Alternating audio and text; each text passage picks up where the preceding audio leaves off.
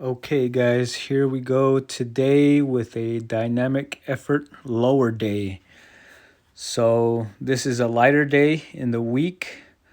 So, we're working today, and the emphasis is on speed. Okay, a short squat workout that lasts about 5 to 7 minutes using light weights, and the focus is on speed, good form, and technique. Also, recovery. Okay, so the first Monday out of the week, I usually do a max effort lower day, which means we pick a type of squat and we work up to a 1 rep training max with it. And what that means is that training max isn't an all out, grinder. It can be, but usually it's based on what you have that day and the type of lift you're using. So, for example, with a box squat, I would see what I can get up to for one good clean rep with that. And that would be my training max for the day on that lift, and I'd keep track of it. Okay. So, that would be on the max effort lower day. And Tuesday is usually a max effort upper day where I go to a max on a bench variation. So, incline, flat bench, wide grip, narrow grip, medium grip, different bars. That would be on Tuesday. And today is a speed day. So, like I said, we're working on speed here. So, what I got going on here is 135 pounds, um, slow and controlled down, and as fast as you can upwards, concentric upwards. So, you sit for a split second and go upwards as fast as you can.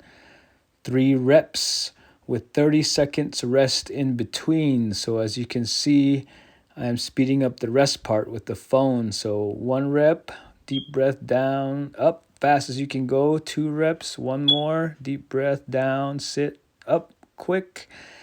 And that is as fast as I can get that bar to move. It might not look that fast, but I'm trying my best there. And it's a different experience, than just lifting light weights by themselves. You lift light weights by themselves, it's not much of a stimulus for growth. But when you're trying to move that bar with max speed, it's a totally different experience. In the previous video, I kind of compared it to sprints on the track. It kind of feels like you're doing sprints on the track.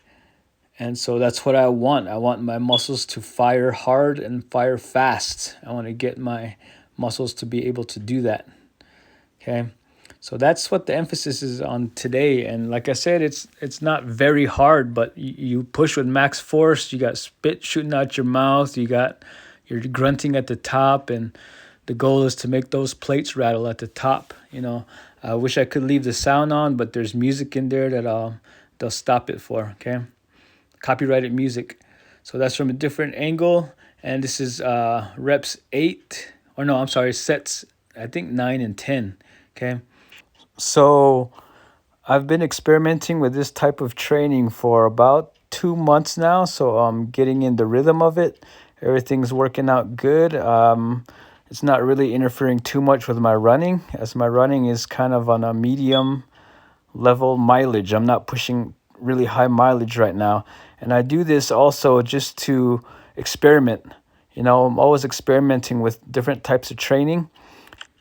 And before I prescribe these to my clients, I always want to know how it feels. So the same thing with my running workouts. I don't really prescribe anything for anybody until I have, read up on it, did my homework on it, and at least tried it for myself. So this is very experimental for myself, and so far I'm really liking it. It's a good way to break up the routine. You can get bored with doing the same thing, same reps over and over and over. And when you train everything in one week, nothing is ever left out. And that's a big, one of the things I like to talk about is nothing is ever left out, in running and in lifting. So it works pretty well in that regard. The workout order for today, this is a full entire workout for me. So I'm going to show the whole workout that I did. lasted maybe shoot under an hour. Okay, so I got in, I got out, and I got that done. So it starts with a dynamic effort speed squat, 10 by 3, dynamic effort deadlifts, sumo, 10 sets of 3, all with 30 seconds in between. And I like to do a pull each day for my lifting. So one day I'll do a horizontal pull, meaning something like a barbell row off the floor, or a one-armed dumbbell row from a bench, something horizontal. Or I like to do chin-ups, or just basically chin-ups for now. That's what I'm doing for now. That's a vertical pull for chin-ups. Okay. So I do the main lifts, squat, deadlift. I'll do a pull, and after that, it just turns into a bodybuilding type workout, where I am doing single joint exercises, for sets of 10 to 20, and I'm really just trying to get a pump at that point. So really, I'm hitting the muscle fibers from all three parts throughout the week. So within a week, I'm training the muscle in 3 different ways for growth. So 1 through max effort, 1 heavy rep. That's max strength. And next is through speed. So you're fatiguing the muscle fiber by moving it fast. Okay, so you're getting your muscle fibers to fiber fat. You're getting your muscle fibers to fire quick with those. And lastly, it's hypertrophy, volume. Okay, so with these workouts I do, see here's the chin-ups I'm doing, 3 sets of 10 with neutral grip. I'm always saying that I am a runner first, so I like to do marathon distance, half marathons, ultra marathons, 50Ks, 50 miles, 100K, 62 miles, and 100 miles. So that's usually my emphasis each year.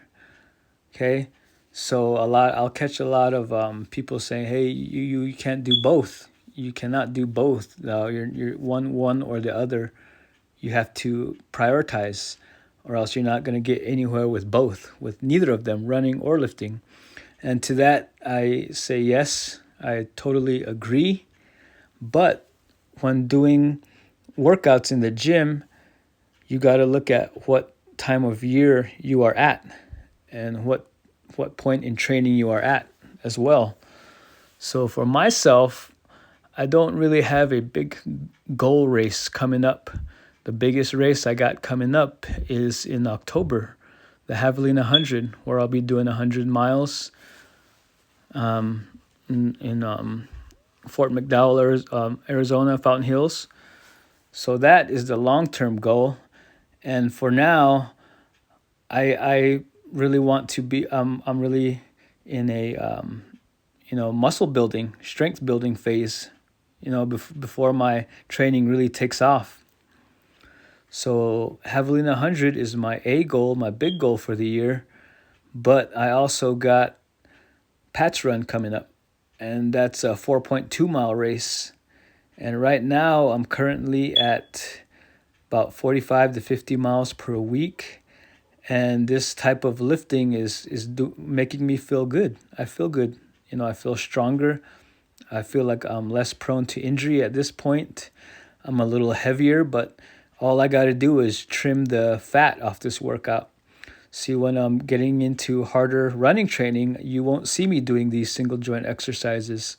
You won't see me doing the hamstring curls, the leg extensions, the upper body stuff, the tricep work, the extra shoulder work, the bicep work. It gets cut down to a maintenance mode. And that's a big piece of the training, is you're either building, maintaining, or connecting. So right now, at this point in my training, I'm building my strength, building my muscle. And my speed and endurance for running is kind of on maintenance mode right now. So I'm not really worried about developing that part of myself until I really need to. Okay? So like I said, you can lift and run. It just depends on your goals, what you want to get out of both of them, and how you prioritize it. You know, we're moving through the gym here, and now I got set up with calf raises. So like I said before in the previous video, these help protect my lower legs, my ankle joint on up to my knee joint, helps protect it from injury. I'm really prone to calf and soleus muscle injuries as I progress in age. So that was a day of training for me. I hope it was informative. And reach out if you have any other questions or would like a deeper explanation of what I'm doing with my training. Come hit us up at the fitness center. We're always looking to help you guys. Thank you guys very much.